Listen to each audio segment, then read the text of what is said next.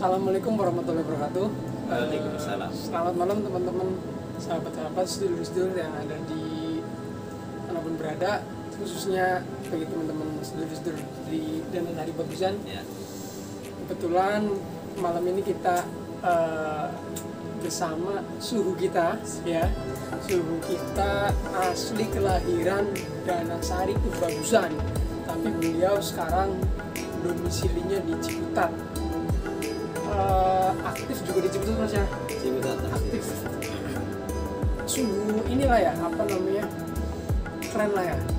Beliau orang Bagusan, tapi dia aktif, salah gitu. Tapi beliau ini aktif di lembaga kemasyarakatan di Tangerang Selatan. Bahkan beliau ini aktif sebagai sekretaris umum, Mas. Sekretaris LPNU. Sekretaris LPNU. Apa itu LPNU? LPNU itu Lembaga Perekonomian Nahdlatul Ulama. Anjay. Sangat keren sekali, teman-teman. Makanya malam ini kita akan sedikit menggali, bahkan akan banyak sekali menggali gimana sih pandangan beliau suhu kita ini terhadap kondisi sosial di Danasari khusus Bagusan, atau mungkin Danasari aja Mas ya, secara umum. Oke, mungkin ini Mas, apa namanya, teringat quote-nya Muhammad Hatta. katanya Hatta itu kan tanggung jawab akademik, tanggung jawab intelektual itu katanya apa ya, sedikit lupa sih, intinya untuk kita berkontribusi masyarakat itu bukan hanya dalam bentuk kita duduk di sebuah jabatan, tapi dalam bentuk kontribusi kita ke masyarakat itu yang kira-kira begitu. Nah, menurut abang kita ini gimana sih, Bang, terkait idealnya kontribusi sebagai kaum intelektual atau kaum akademik itu seperti apa sih, Mas, menurut pandangan dari sudut pandang Ciputat? Assalamualaikum warahmatullahi wabarakatuh. Waalaikumsalam. Pertama, yang disampaikan Mas Andi tadi soal sebagai apapun di NU itu pasti bahagianya itu bukan karena keren, karena kita itu berkhidmat. Jadi ketika bisa berkhidmat itu kita bahagia. Persoalan apakah kita mampu, ya kita harus coba dulu, baru nanti ketahuan mampu atau enggak. Nah, kalau dari apa yang sebenarnya pertanyaannya apa tadi, apa yang Idealnya seperti apa sih, Mas? jadi begini, yang pertama kita harus sadar betul bahwa era kita itu tentu sudah berubah jauh gitu ya, dibanding dengan masa yang lalu. Hari ini pun ya luar biasa, saya nggak pulang kampung pun sudah bisa ketemu dengan orang tua, dengan semua masyarakat yang ada di Danasari Secara virtual di Facebook juga kan ada apa, blog apa namanya, Danasari podcast, Info Danasari. Info Danasari. Nah itu sudah biasa gitu, urun rembuk, kemudian ada kegiatan-kegiatan sosial kita bersama-sama, ya itu sudah bagus. Artinya kita pertama tidak perlu risau ketika tidak ketemu secara langsung, tapi kita juga bisa memaksimalkan digital, kemajuan digital ini, teknologi ini tetap bisa membangun, dia bisa kontribusi. Tetap komunikasi, tetap silaturahim, tetap kontribusi, tetap juga, Mas ya. Oke. Nah, soal kontribusi ini memang kita juga tidak harus berbicara tentang juga membantu itu secara materi gitu. Banyak hal, ada ide, ada gagasan, ada materi, ada tenaga, dan segala macam. Nah itu kan tergantung porsinya masing-masing. Tentu yang punya pemikiran bagus, sumbang sih pemikiran itu menjadi sangat penting.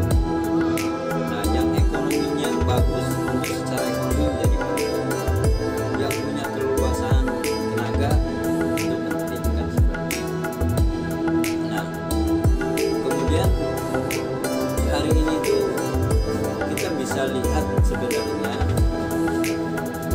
Danasari itu khususnya juga saya mungkin melihat objeknya sebagian dari kebagusan gitu, itu juga mungkin nggak jauh beda dengan Diwung kan gitu. Perubahan yang lain bahwa masyarakat kita ini kan masyarakat yang karakternya adalah masyarakat santri gitu ya, sehingga persoalan yang melekat pada santri itu tetap harus dipegang karena itu akan menjadi ciri khas tersendiri. Santri itu apa? Ya pasti kesantunan, kesopanan, tentang hal-hal itu yang di masyarakat harus kita pertahankan gitu, sebagai masyarakat yang terkenal masyarakat religius gitu. Di Danasari kebagusan itu yang lebih melekat. Kita tidak punya, katakan misalkan ke style ke yang lain itu, oh di sana itu rata-rata pedagang minyak, pedagang warteg, pedagang nasi goreng, jualan kebojongan gitu kan. Danasari itu enggak, itu karakternya tuh nggak ada kalau ngomong itu. Kemudian kalau dari sisi SDA, sumber daya alamnya, itu juga nggak punya karakter gitu. Hanya paling ya biasa umum, padi, singkong yang seperti itu aja. Jadi kalau maksudnya punya karakter kan misalkan Tuwel itu penghasil sayur mayur gitu ya. Di kampung kita nggak punya. Kekayaan yang paling utama adalah yaitu kesantunan untuk kamu. Apakah ini punya kaitan dengan ekonomi? Tentu bisa saja kita kaitkan dengan itu. Hal-hal yang berhubungan dengan keagamaan itu bisa ditonjolkan dan itu menjadi kenikmatan bagi orang lain ketika mengunjungi kampung kita. Kalau kita kaitkan dengan media sosial yang sekarang sudah maju, kita bisa perlihatkan bagaimana di kampung kita ini katakan anak-anak kecil yang umur 5 tahun, 6 tahun itu sudah bisa baca Al-Quran. Buat kampung kita itu nggak hebat, itu biasa-biasa aja gitu. Tapi kalau masyarakat perkotaan melihat itu rasanya kepengen lihat ke kampungnya tuh kayak apa sebenarnya sih kan gitu. Gila, saya kalau di perkotaan untuk belajar ikro aja ya selain biaya juga mungkin jarang mas ya. Ustadz yang mendedikasikan dirinya untuk belajar ngaji. Jadi kalau hal-hal yang begitu itu bisa ditonjolkan, itu menjadi tempat sasaran wisata tersendiri. Gitu. Bisa saja sekolahan yang hebat di sini Al-Azhar yang mengajarkan ilmu agama ternyata kalah dengan kemampuan anak-anak yang di kampung sana gitu loh. Penguasaan misalkan masalah tajwid, masalah fikih, gitu kan ya, iya, tajwid itu sudah menarik gitu kan. Nah ini kan sebuah potensi yang ada dan punya apa namanya icon tersendiri kalau dikonsep secara baik. Makanya untuk teman-teman yang kayak Mas Andi sudah punya kemampuan di digital marketingnya, kemudian nanti di media editingnya dan segala macam itu menyatu, kemudian bagaimana mengemas apa yang ada di kebagusan itu, masyarakatnya mau maju, kemudian dipromosikan lewat kemampuannya Mas Andi lah kalau gitu. Itu kan ada kerjasama ya, harus kerjasama. Nah kalau di video pertama adalah menjadikan Danasari itu menjadi kampung online shop, itu luar biasa. Itu salah satunya ya harus kerjasama. Masyarakatnya mau membuka diri untuk belajar tentang online gitu. Kemudian pemerintahnya juga mau mendukung kegiatan ini, mungkin dibikin promo-promo kecil dulu sebagai apa namanya, pionirnya, sebagai percontohannya gitu. Nah, Mas Andi dengan teman-teman yang sudah punya kemampuan digital jangan lelah untuk terus mendampingi grup-grup seperti ini, pasti akan terlaksana. Berat ya teman-teman. Ini kita masih belajar tapi udah apa namanya, dikasih tanggung jawab untuk ngajarin, nah kan nggak mungkin. Tapi pada intinya sih kita pengennya sih belajar bareng lah ya, berproses bareng. Kita tumbuh di Danasari, kita mekar di Danasari, kita harum di Danasari gitu kan. Jadi Mas, terus saya bilang di sini tentang potensi yang lain gitu ya. Potensi yang lain itu kan apapun bentuknya sebenarnya muaranya lebih pada pengembangan ekonomi gitu loh, artinya menjadikan masyarakat itu sejahtera dan lebih sejahtera ya. Paling tidak kalau misalkan masalah ekonomi masalah-masalah ini juga teratasi lah. Misalkan kita ambil contoh saja, kalau kita ekonomi kelar berarti generasi kita juga untuk pendidikan, untuk yang lainnya kan berarti udah tercover dan ekonomi. Nah, ini kan ada contoh misalkan Praban Lintang itu ya kan salah satu potensi yang cukup baik gitu. Artinya dari sisi wisata itu Danasari punya kemajuan bisa dilihat dari wisatanya adalah adanya Praban Lintang gitu. Sebenarnya ini bisa muncul ke wisata-wisata yang lain gitu. Karena apa, dampaknya dari adanya wisata itu pasti kan secara ekonomi juga sudah ada dampaknya dong gitu kan. Misalkan di situ banyak para pedagang, kemudian kepemudaan juga bisa belajar ekonomi di situ. Kemudian pasti di situ juga butuh SDM yang akhirnya digaji secara ekonomi kan juga pasti ada kemajuan gitu.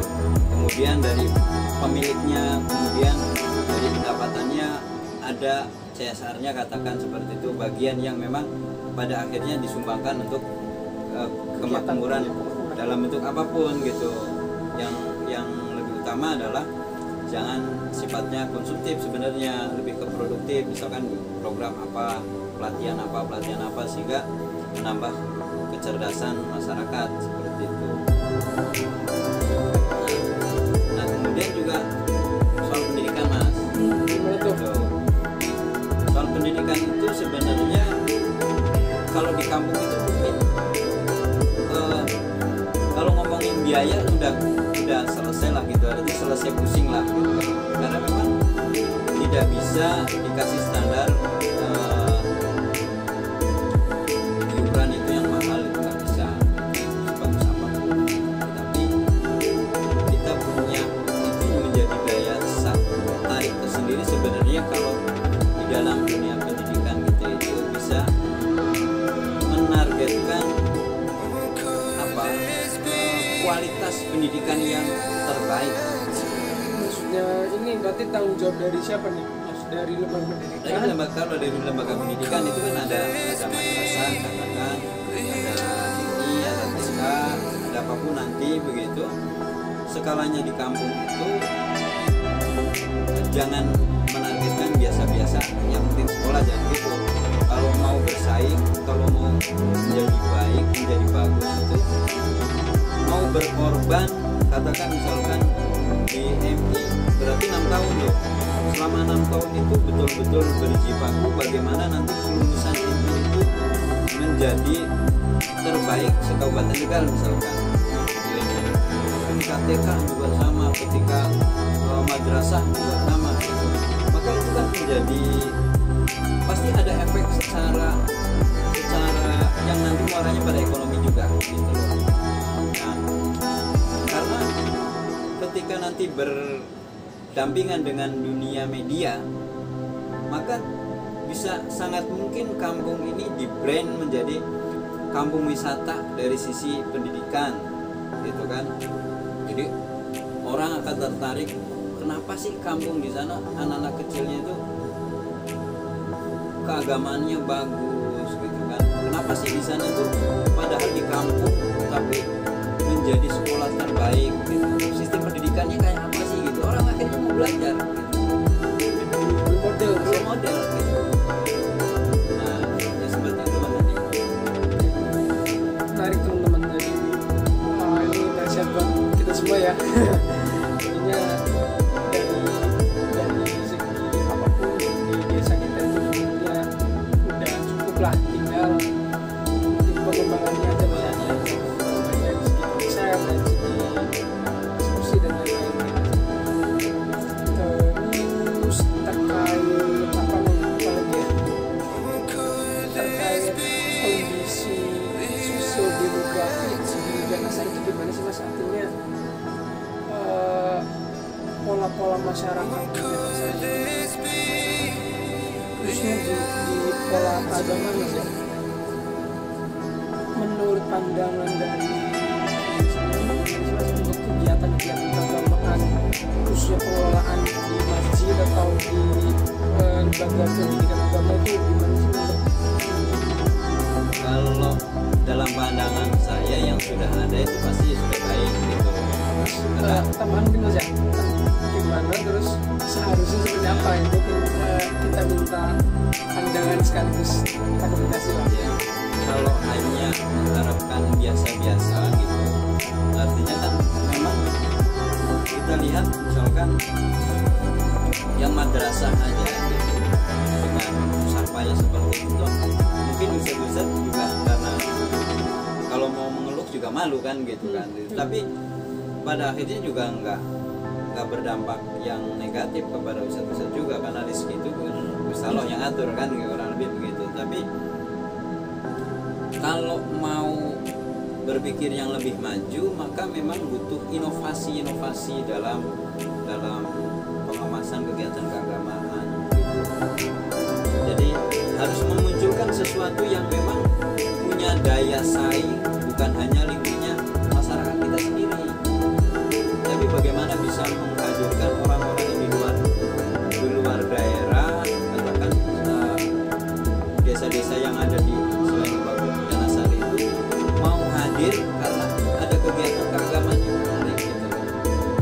Mau itu sifatnya mingguan atau bulanan gitu ya, ya paling enggak maksimalnya bulanan kan gitu, tahunan halal gitu kan ya, seperti itu. Jadi harus ada yang menarik sehingga memang secara tidak langsung lagi-lagi punya daya saing tersendiri, menjadikan karakter tersendiri gitu pada masyarakatnya. Kemudian juga sangat tadi ketika ngomongin wisata religi itu ya akan masuk kepada budaya wisata religi. Nah ini perlu pengemasan yang baik untuk teman-teman yang punya kemampuan yang di bidang IO, katakan itu bisa bersumbangsi kira-kira pengemasannya kayak apa gitu. Yang punya ide gagasan kira-kira modelnya mau dibuat seperti apa gitu kan. Manajemen organisasi maka mengorganisir masyarakatnya kira-kira supaya kompak dan ini menjadi satu hal yang sesuatu gitu ya, itu harus seperti apa. Jadi harus saling membahu gitu. Ini tidak bisa sendiri-sendiri, nggak bisa, ini harus bareng-bareng gitu Mas Andi. Lagi-lagi untuk perubahan masyarakat itu tetap harus bahu-bahu gitu, tidak bisa kita saling budaya kita kan kadang-kadang gitu, artinya kita bikin ini yang lain menyalahkan, yang lain bikin apa yang menyalahkan. Kadang kita itu kurang majunya, kurang gerakan kemajuannya itu karena budaya seperti itu. Artinya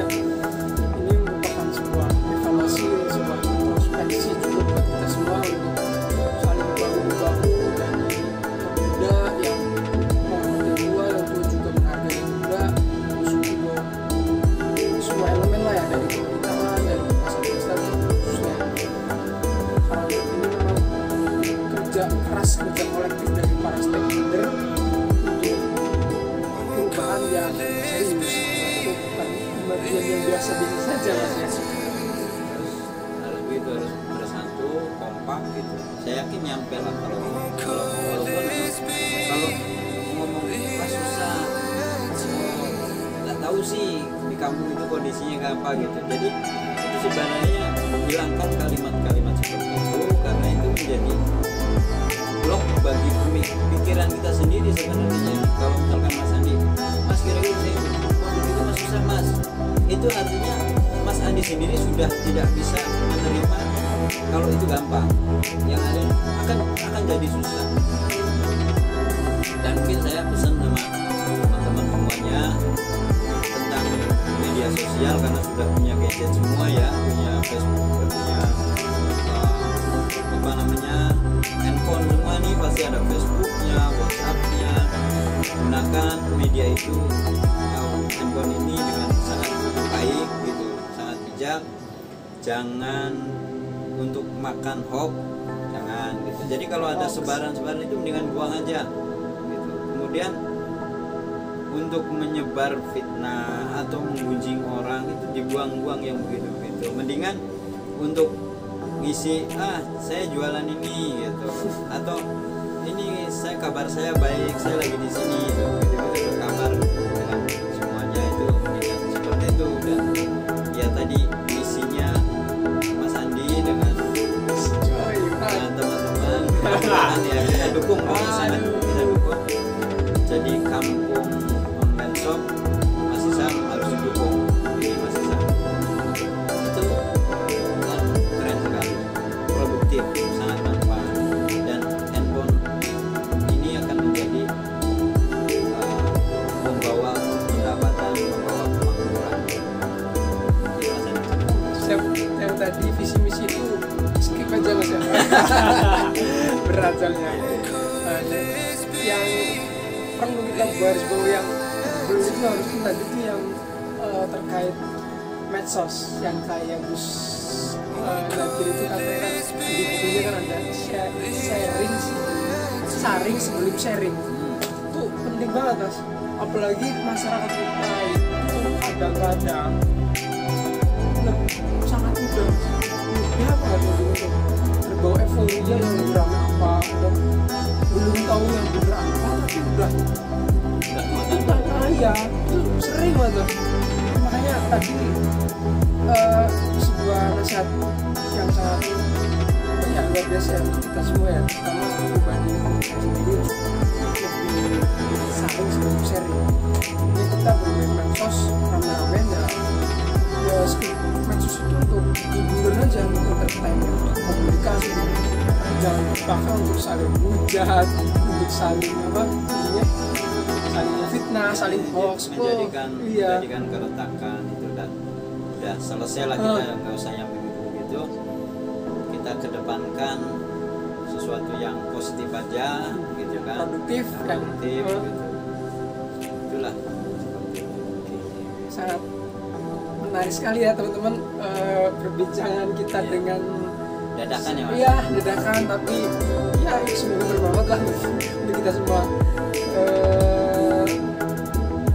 Apalagi nih mas yang mungkin ada unek-unek apa nih dari pandangan Tangerang untuk saya Sari begini ya, mengajak teman-teman juga kita berpikir secara terbuka gitu. Terbuka itu kita jangan gampang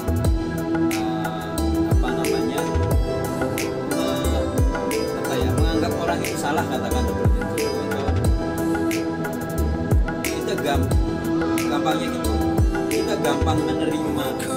Ketika ada orang punya maksud apa itu kita dengerin dulu gitu.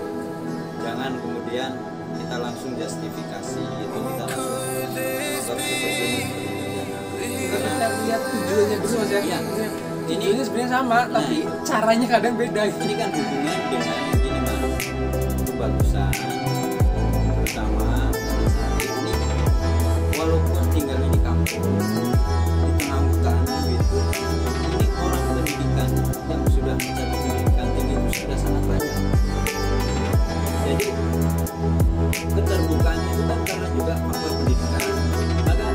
kampung pun kita harus keluarkan itu, harus kita tunjukkan keterbukaan itu. Walaupun kita juga dibatasi dengan persoalan yang memang sudah melekat di kampung, soal adatnya, soal tata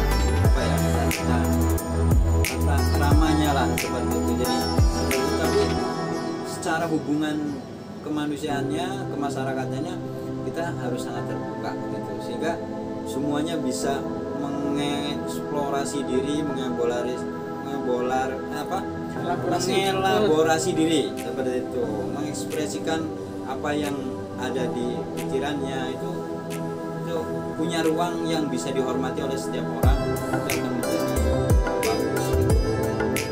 Itu Mas. Ya. Kiranya berapa menit ini kita udah Lama hampir 20 menit gitu kan, lebih kita habis setengah jam ngobrol sama suhu kita dari Tangerang Selatan, sangat luar biasa. Ternyata banyak sekali hal-hal yang belum kita ketahui, yang belum ada di pikiran kita, tapi sudah terpikirkan oleh Mas Suhu kita dari Tangerang Selatan. Dan ternyata di lingkungan kita itu banyak sekali potensi, banyak sekali hal-hal yang memang sangat potensial, dan mungkin kalau memang tadi menurut Suhu kita itu bisa dilaksanakan dengan baik, bisa dikonsepkan dengan baik, insya Allah desa kita itu bisa menjadi desa yang maju, yang keren lah Mas ya. Karena ini, mohon maaf, ini hanya sumbangsi pikiran saya gitu kan, kembalinya kepada masyarakat sendiri, dan tentu saya salam dengan sahabat-sahabat IDN Kompas Danasari ya. Oh iya, siap. Dan sekitar, nah, gitu. Itu ya apa yang kita bisa bantu untuk menjadi jauh. Secara prakteknya ya masyarakat sendiri yang menentukan di sana apa. Oke, terakhir mungkin kita closing statement aja karena waktunya juga udah lama. Kiranya untuk menunjukkan desa yang maju, desa yang berkembang, desa yang maju itu bukan tanggung jawab satu orang atau tanggung jawab satu pihak, tapi tanggung jawab kita semua. Kita sebagai warga, kita sebagai keluarga, kita sebagai pemerintah juga, dan sebagai tokoh masyarakat itu harus bahu-membahu dan harus bergandengan tangan, harus berjembat tangan. Kita harus duduk melingkar untuk ngopi berarti ya, ngopi untuk membahas gimana sih banyak ngopi, banyak inspirasi. Kiranya itu kata closing statement yang sangat menarik. Kurang lebihnya maaf, semoga bermanfaat.